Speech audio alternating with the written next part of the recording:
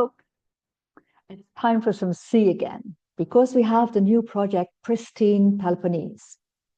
And it will be our last project because we've worked really hard on sea and on land and on systems change in cities and rural for already since 2012. So now I just turned 60 this week. So it will be our last project, and it will be a project about very simple systems change, stop and go. And stop is, of course, to stop the pollution. So you have to stop pollution first, because you don't want to mop up the flood while the tap is still running, do you? So we just stop pollution. And in this case, there can still a lot be prevented here, because we have only a few fish farms here. And it is the big industrial fish farms. It is really, they put a lot of formaldehyde, they put a lot of antibiotics, and there will also be excess fish food in the sea. And if you have a monoculture farm, it is always polluting, because nature works with diversity, and diversity will only balance the whole thing so that there will be no pests. So no, we made a different plan, and we made, of course, a different economic plan. So you cannot convince governments without an economic plan. So we make sure that we make the sea healthily productive. How are we going to do that? Well, we're going to make a lot of pilot projects here, and we're going to attract them. First of all, we had already attracted a lot of projects to the land, which are the permaculturists, to work on wildfires prevention with us, but also, make sure we have vegetation with wildfire breaks and things like that, and wildfire species, wildfire slowing species, things like that. But now we do the sea as our last project. So our last project is going to have some student teams, and we hope to attract great student teams to BioRock.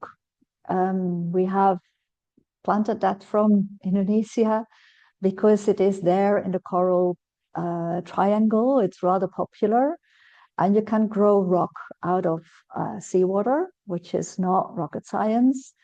So we want to make structures like they have in Indonesia, where you can dive to really beautiful coral structures. And in the Mediterranean, you have 200 plus coral species. So we want to replant them. We want to collect the baby corals. We want to create really breeding spaces and shelter for sea life, because that is what it's all about. So the other things we will do with the governments is other materials in the harbors. And also because you need harbors where now we have too many smooth materials. And if you have smooth materials, nothing can hold on to it. So if you want shelter, you have to design for it. You have to design for shelter and breeding spaces. So that's what we do in harbors for biodiversity. And also we would really, my dream is to bring Julia Lohman here. Julia Lohman is one of the big design professors in Finland, and she made so many beautiful things with her students about kelp. And kelp forests they are the ones that are not only calming the sea, but also bringing us new materials. So kelp is very good for cosmetics. Kelp is very good for vegan leather. Kelp is very good. Well, she even built pavilions with it. So it is for housing, it is for interior, it is for design.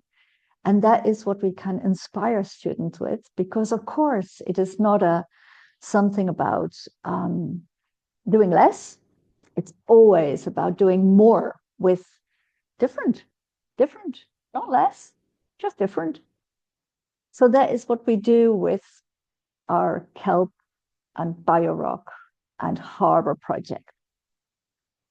Well, we hope to see you out here. We are in Astros, which is a star-struck little village with a couple of beaches and a hill.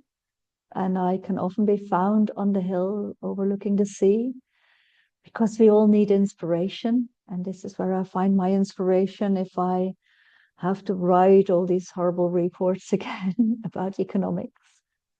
So I'll just do it. And well, we'll see how far we get. Welcome to visit us. Bye for now.